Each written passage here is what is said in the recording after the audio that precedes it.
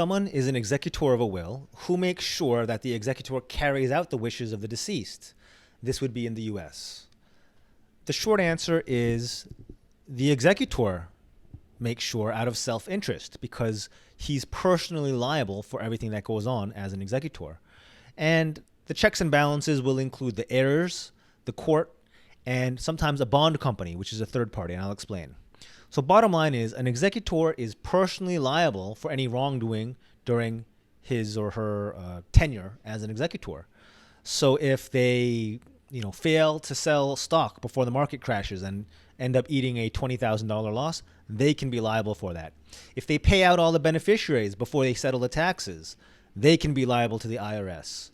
If they fail to negotiate properly paying down the Medicare debt, or Medicaid debt, they can be personally liable for that. And when I say personally liable, people will come after their executors' wages, their homes, their brokerage accounts, everything. So just out of pure self-interest, executors or smart executors or executors who know what's going on will generally carry out the wishes of the deceased out of a sense of self-preservation or self-interest. So how is that self-interested or self-interest carried out, or how does that play out in real life? Number one, you have the heirs.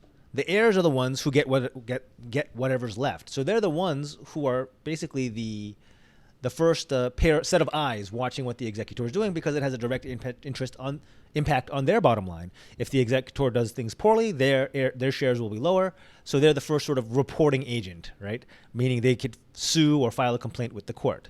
Next is the court itself. The court may oversee the closing of the estate during the accounting process. That's the final stage of the estate, where the executor writes up a formal report of everything they've done. And if the court sees irregularities, they may put a check or put penalties on the executor.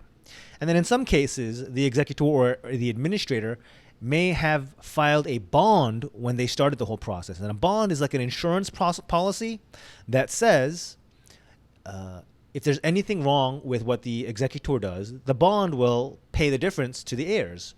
So this way the heirs don't have to go through the trouble of tracking down the executor's assets and putting a lien on their house and stuff like that. They'll just get a check from the insurance company. But the insurance company is not in the business of just cutting checks. If that happens, they're going to come after the executor with their own legal team of recovery experts. So there's a lot of checks and balances in place that to make sure the executor is doing their job correctly, and it all ties in. It all stems from the fact that the executor is personally liable out of their own pocket for everything they do. And that's kind of the principle that holds it all together. Right? This answer is based on my experience as a professional executor of several hundred estates and as a New York probate attorney for several hundred other estates.